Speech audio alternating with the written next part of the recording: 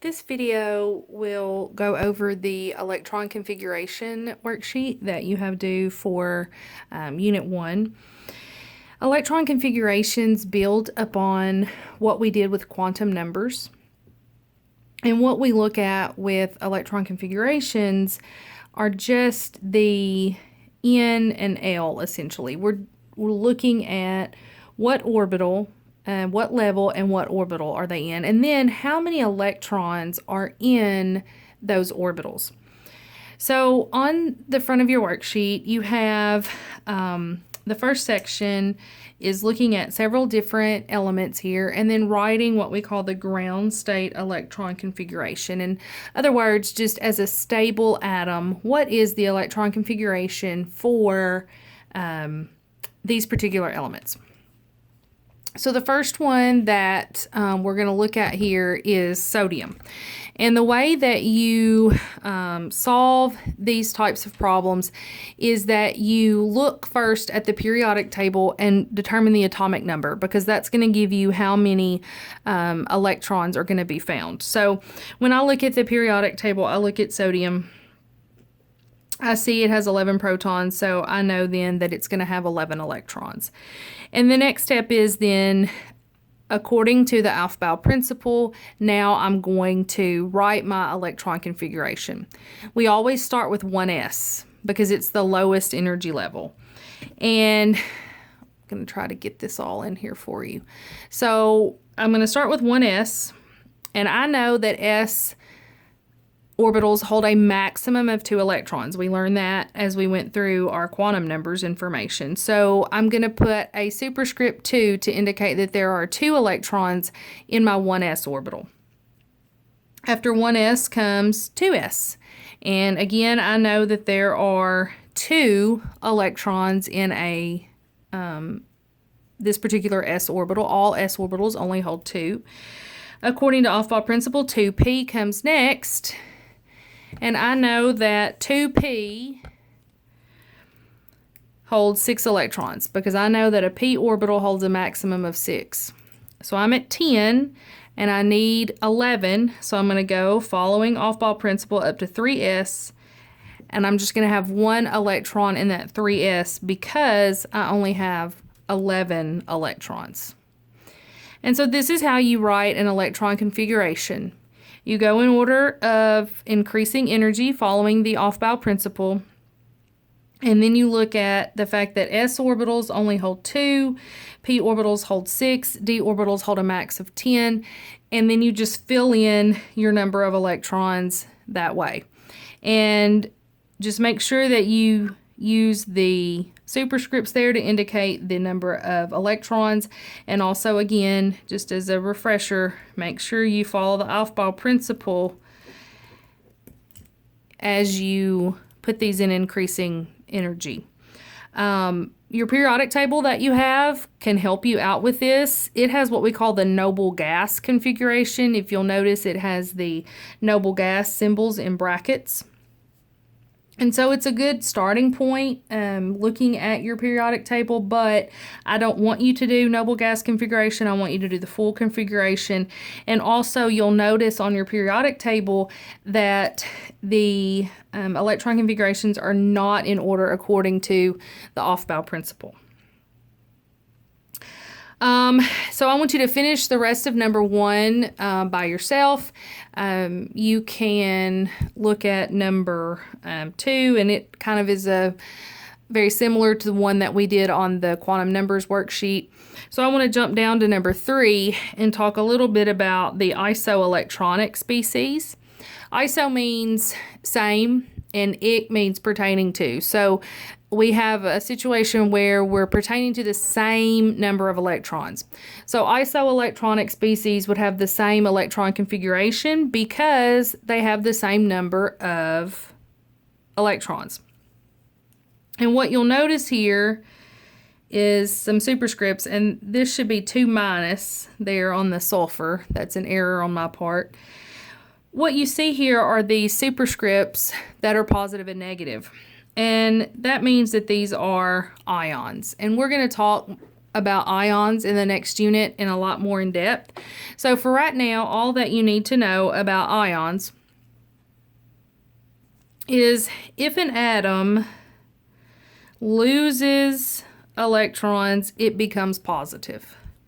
So if an atom loses electrons, it becomes positive because now it has more protons than electrons. Oops.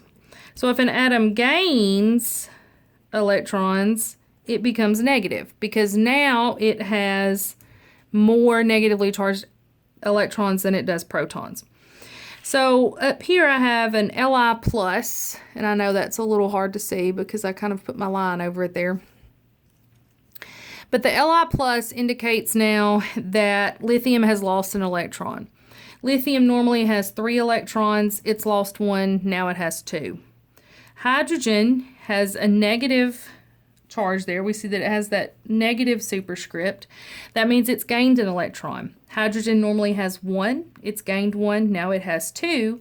Helium in the ground state has 2 electrons, so all 3 of those are isoelectronic with one another. And you're going to do the same thing for B here with calcium, neon, and sulfur. Now if we look at the back here, this is just more practice in writing your electron configuration. Some of these may be repeats from the front, but this is again just more practice in writing your electron configurations. Number 5, we're going to look at which ones are valid or not valid. And so this you have to consider how many electrons are in each orbital and then the order of the orbital. So you need to determine if these are valid or not valid and just write that in the blank here. For instance, if I look at the first one, at first glance, it looks pretty valid. I've got S's with 2 electrons. I've got P's with 6 electrons. But then I come here, I go 3p6, 4s2, 4d10, 4p5. Well, I can't have 4d10 before I get to 4p5. So this one would be an example of one that is not valid. Then on the last page, we have several different elements, and we're looking at the full electron configuration and our orbital filling diagram.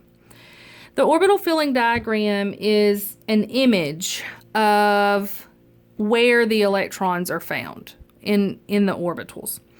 So what we're going to do is we look at the periodic table. We see that boron has 5 electrons. So I'm going to come over to my last column over here, my full electron configuration column, and I'm going to write my electron configuration for 5 electrons. So that's going to be 1s2, 2s2, 2p1. So that would be my electron configuration, 5 electrons.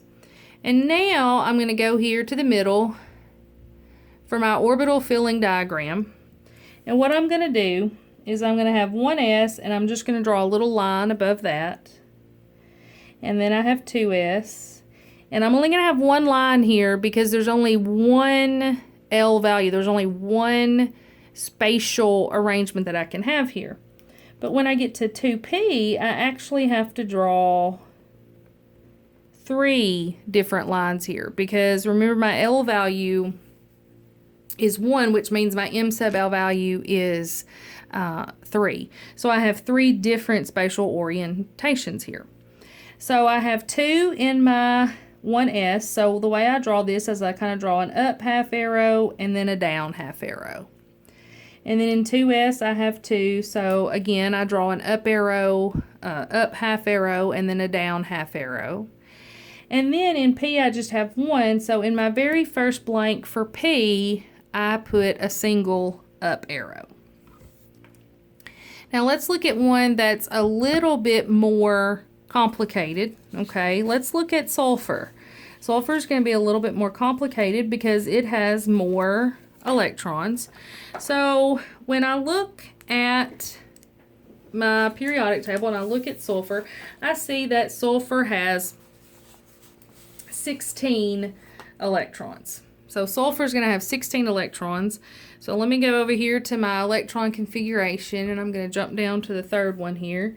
So for sulfur, I'm going to have 1s2, 2s2, 2p6. That gets me to 10. And I need 6 more, so I'm going to have 3s2, 3p4.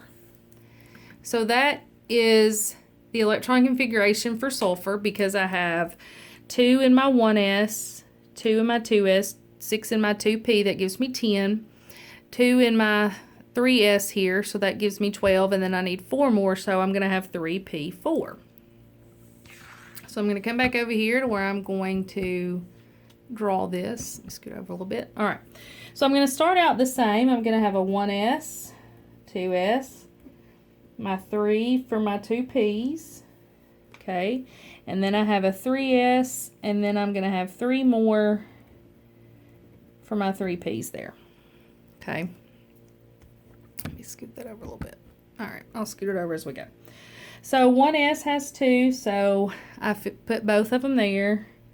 2s has 2, so I go there. Now, when we get to the p's and d's, we don't put 2 and then 4 and then 6, okay? We're going to go 1, 2, 3. So we place all of our up arrows first, and then 4, 5, 6.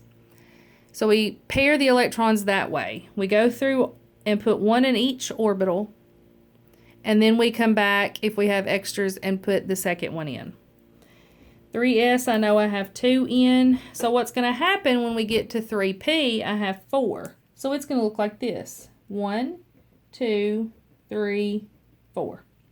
This is the correct way. So that I have 1 in each orbital, then I come back and put my second one here. Okay, this is correct. I don't want to see this. 1, 2, 3, 4. And leave that one empty. This is wrong. Okay, this is the right way here. So you'll go ahead and finish the rest of this worksheet, and then you'll do number 7, or I'm sorry, the rest of this table, and then you'll do number 7.